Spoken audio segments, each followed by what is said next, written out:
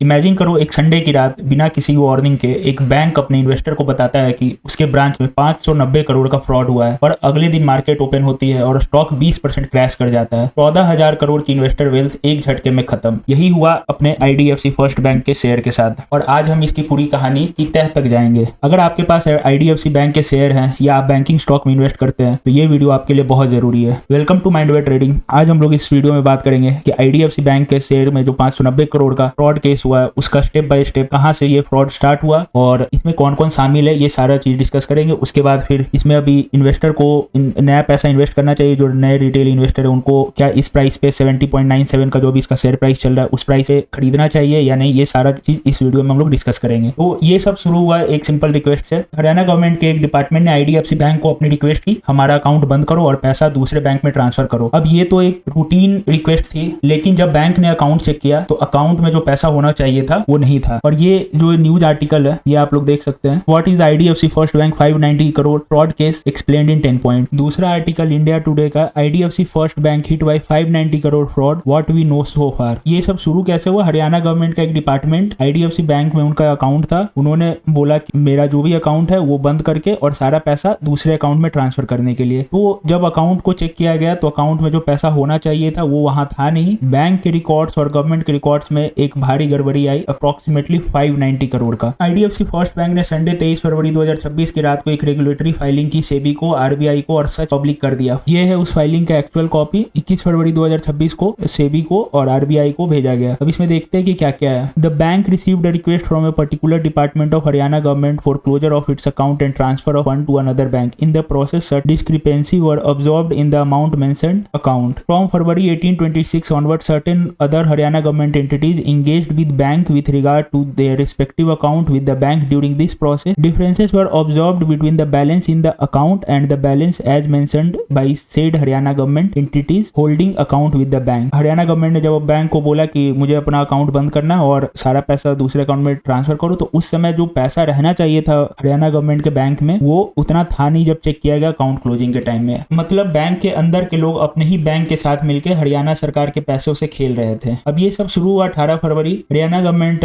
HDFC bank को बोलती है कि मेरा अकाउंट बंद करो। 23 फरवरी को IDFC फर्स्ट बैंक को पता चला ये सारा फ्रॉड हो रहा है, तो उन्होंने तुरंत सेबी और RBI को एक रेगुलेटरी जारी किया, जो कि आपके सामने है, ये उसका ओरिजिनल कॉपी है। और 24 फरवरी मंडे को स्टॉक का जो लोअर सर्किट है आप देख सकते हैं, और डेली चार्ट पे अगर IDFC फर्स्ट बैंक को जाते हैं यहाँ पे जो आप देख सकते हैं एक बड़ा सा red candle with big gap down open हुआ, और उसके बाद फिर 20% का लोअर सर्किट लगा था। इसका जो लो है वो 66.80 है। यहाँ पे आप देख सकते हैं लो हाई इसका वो है 66.80। उसके बाद फिर 24 फरवरी 2026 को दोपहर में ही जो CM है हरियाणा गवर्नमेंट के, उन्होंने बताया कि 556 करोड़ 556 करोड़ जो है रिकवर कर लिया गया था विद इन 24 आवर। फ्रॉड कैसे किया गया? सबसे बड़ा सवाल ये आता है कि आखिर 590 करोड़ गया कहाँ? ये जो पैसा था 590 करोड़ वो FD में था, हरियाणा गवर्नमेंट की तरफ से जो FD कराया गया था। अब क्या होता है कि हम लोग 2% 3% के लालच में प्राइवेट बैंक में FD कर देते हैं। IDFC बैंक ऑफर करती है I think 7 to 8% per annum, जिसके कारण वहाँ पे FD का जो अभी क्रेज है वो थोड़ा ज्यादा है। सारा जो कस्टमर है वो चाहते हैं कि 1-2% ज्यादा के लालच में प्राइवेट बैंक, जो छोटा प्राइवेट बैंक है AU स्मॉल फाइनेंस बैंक, ये सब छोटा बैंक क्या करता है ग्रो करने के लिए, और या तो ज्यादा इंटरेस्ट रेट ऑफर करती है या फिर अपना जो लोन बुक है उसको धीरे धीरे बढ़ाती है। जो कस्टमर को कहीं लोन नहीं मिलता, जो बड़े और अच्छे बैंक है जिन वो सब नहीं दे पाते हैं लोन, जो मना कर देते हैं, उसको ये लोग लोन देते हैं, और इन लोग का जो लोन बुक है वो थोड़ा खराब हो जाता है। तो ये लोग ग्रो करने के लिए हर छोटा बैंक जो प्राइवेट है या कोऑपरेटिव बैंक है, तो या तो इन लोग लोन बुक अपना बढ़ाते हैं या फिर हायर परसेंटेज ऑफर करते हैं। FD हो गया, RD हो गया, ये सब में यही दो तरीका है जिससे कि बैंक अब ग्रो कर सकते हैं जो छोटा बैंक है। तो उसी में क्या हुआ कि हरियाणा गवर्नमेंट अपना जो FD कराया हुआ था 590 करोड़ का, तो जो FD होता है उसको प्री मैच्योर विड्रॉ करने के लिए दो चीज का जरूरत पड़ता है। एक कस्टमर जो है, जो यहाँ पे हरियाणा गवर्नमेंट है, उसका एक रिटर्न लेटर और उस पे बैंक का स्टैम्प। और उसको बैंक एम्प्लॉय ने क्या किया कि फेक डॉक्यूमेंट बनाया हरियाणा गवर्नमेंट की तरफ से, हरियाणा गवर्नमेंट के नाम पे, और उस पे जो स्टैम्प लगाया वो भी फेक लगा दिया हरियाणा गवर्नमेंट का, और सिग्नेचर ये सब कर दिया हरियाणा गवर्नमेंट का। और उसके बाद जिसने ये फेक, जो एम्प्लॉय ने ये फेक पेपर बनाया था, वो मिले हुए थे किससे? जो कि FD प्री मैच्योर विड्रॉ करने पे जो अप्रूव कर रहे हैं वो भी एम्प्लॉय मिला हुआ था। तो यहाँ पे इसने फेक पेपर बनाया और किसको दिया? अपने सीनियर को, जो वो भी इन्वॉल्व थे इसके फ्रॉड में, और उन्होंने अप्रूव कर दिया, और ये पैसा आ गया बैंक अकाउंट में हरियाणा गवर्नमेंट के। उसके बाद इन्होंने क्या किया कि फेक चेक बनाया हरियाणा गवर्नमेंट के नाम से, उस पर फेक साइन करा, और उसके बाद वो पैसा को धीरे धीरे दूसरे अकाउंट में ट्रांसफर कर दिया। कोर बैंकिंग सिस्टम में मैनुअल एंट्रीज की गई ताकि गवर्नमेंट को लगता रहे कि उनका पैसा सेफ है, जबकि एक्चुअली पैसा जा चुका था। ये सिर्फ बैंक एम्प्लॉयज का काम नहीं था। एमडी सीईओ वैद्य ने कहा ये एक इंटरनल एक्सटर्नल कोल्यूजन था, मतलब बाहरी लोग भी इन्वॉल्व थे। अभी जो पैसा जिस अकाउंट में गया है वो चंडीगढ़ के बड़े बड़े रियल एस्टेट बिजनेसमैन है, कुछ बड़े बड़े नाम है चंडीगढ़ के, उन सब के बैंक अकाउंट में पैसा गया। और जब हरियाणा गवर्नमेंट को इतना दिन से इसलिए नहीं पता लगा क्योंकि जब वो लोग अपना बैलेंस चेक करवाते थे मेरे अकाउंट में कितना पैसा है, तो वहां पे ये लोग प्रिंट करके और उसको फिर एडिट कर देते थे और उनको दे देते थे। तो इससे उन लोग को कभी पता ही नहीं लगा कि इतना बड़ा फ्रॉड हो रहा है। और इसमें बहुत लोग शामिल हैं। अभी 4 एम्प्लॉयज को अरेस्ट किया गया है, उस पर एफआईआर किया गया है। में जो डिपार्टमेंट अफेक्ट हुआ है वो हरियाणा गवर्नमेंट का 18 डिपार्टमेंट हुआ है। ये हुआ है चंडीगढ़ के एक ब्रांच में। 4 एम्प्लॉयज को इमीडिएटली सस्पेंड कर दिया गया है और एक फॉरेंसिक ऑडिटर एपीएमजी को हायर किया गया जिसको कि 4 से 5 वीक में एक ऑडिट रिपोर्ट रेडी करके देना कि इसमें कौन कौन से इन्वॉल्व थे। अब इसके बाद जब ये फ्रॉड हरियाणा गवर्नमेंट को पता चला तो इसमें हरियाणा गवर्नमेंट तेज थी इस मैटर में। आईडीएफसी बैंक और उसके साथ एयू स्मॉल फाइनेंस बैंक में भी उनका अकाउंट था। तो आईडीएफसी में फ्रॉड केस 590 करोड़ का पता चलने के बाद उन्होंने एयू स्मॉल फाइनेंस बैंक को भी कह दिया कि मेरा अकाउंट यहाँ से क्लोज करो और जो भी पैसा उसको ट्रांसफर करो। नोटिस इशू किया कि अब कोई भी गवर्नमेंट डिपार्टमेंट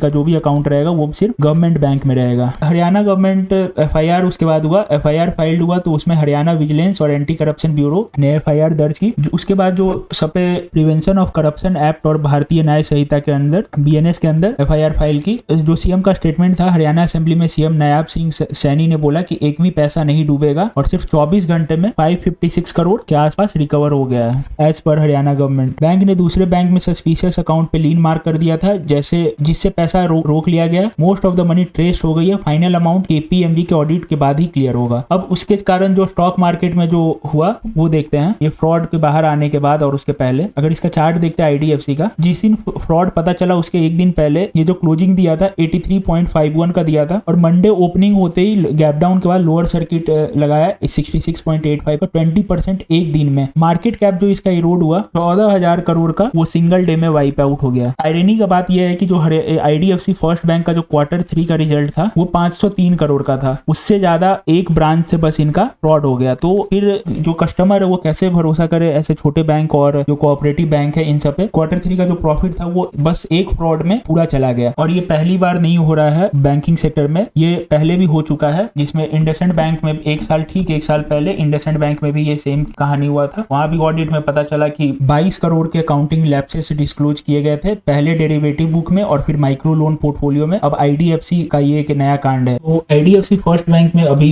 कोई नया रिटेल इन्वेस्टर या किसी को भी जिनको इन्वेस्ट करना है बैंकिंग सेक्टर में, उनको करना चाहिए या नहीं करना चाहिए? तो मेरा सजेशन अगर आप लोग मानिए तो इसमें अभी इन्वेस्टमेंट करने की कोई जरूरत नहीं है। अगर इन्वेस्टमेंट करना है तो कोई बढ़िया बैंक में करिए, छोटा मोटा बैंक में अभी नहीं करिए। तो अगर इन्वेस्टमेंट करना है तो कोई बड़ा पीएसयू बैंक या फिर जो प्राइवेट बैंक है उन सब में करिए जिसमें आपका थोड़ा रिटर्न कम मिलेगा पर आपका पैसा सेफ रहेगा। इतना बड़ा कैंडल बनने के बाद और ये स्कैम बाहर आने के बाद इस स्टॉक को ऊपर आने में, अपने ऑल टाइम हाई है इस लेवल पे आने में काफी समय लग सकता है। क्योंकि जो इंडसइंड बैंक है उसमें भी जब फ्रॉड बाहर आया था 2200 करोड़ का, उसके बाद ये अभी तक उस रेंज को ब्रेक नहीं कर पाया है और उसी रेंज में ये घूम रहा है। तो जो इन्वेस्टर यहाँ पे पैसा डाले, यहाँ पे बाई किए, वो सब ट्रैप हो गया और ये उस समय से ये 56% अपने प्राइस से डाउन है जो इस लेवल पे जो भी इन्वेस्ट किए होंगे। तो सेम केस हो सकता है आईडीएफसी फर्स्ट बैंक के साथ। अगर आईडीएफसी फर्स्ट बैंक में कोई भी पहले से इन्वेस्ट कर रखे हैं तो अगर वो लॉस लेके निकल सकते हैं, जो अगर छोटा लॉस है और वो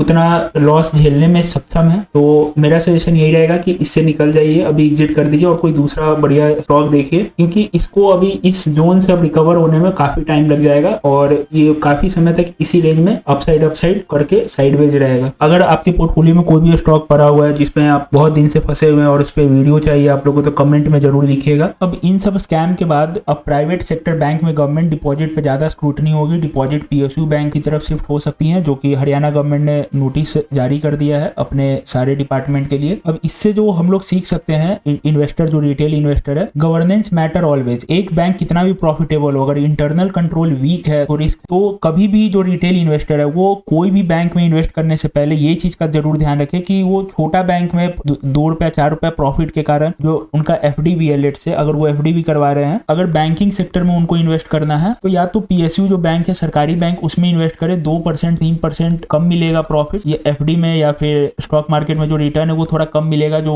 ऑलरेडी जो ग्रोन बैंक है उसमें थोड़ा आपको प्रॉफिट प्रॉफिट कम मिलेगा जो ब्लू चिप बैंक है, बट मतलब आपका पैसा सेफ रहेगा। अब ऐसा अचानक से 590 करोड़ का स्कैम आने के बाद आपका जो lower circuit IDFC first bank में लगा है, अब काफी रिटेल इन्वेस्टर का उसमें पैसा फंस गया है। तो कभी भी जो आप लोग इन्वेस्टिंग करते हैं स्टॉक मार्केट में या फिर कहीं भी FD कर रहे हैं, तो उसके पहले ये जानना जरूरी है कि आपका पैसा जो मेहनत से कमाया हुआ पैसा वो सेफ है कि नहीं। तो ऐसे जगह पे पैसा इन्वेस्ट करिए जो आपके लिए सेफ हो। तो इससे बेटर है कि हम लोग HDFC या ICICI बैंक हो गया, SBI हो गया, इन सब पे पैसा डालें, थोड़ा कम रिटर्न देगा पर आपका पैसा सेफ रहेगा। दोस्तों, इंडियन बैंकिंग सेक्टर में ये एक सीरियस वेकअप कॉल है। हम आपको अपडेट देते रहेंगे। अगर वीडियो हेल्पफुल लगा तो do like, subscribe and share.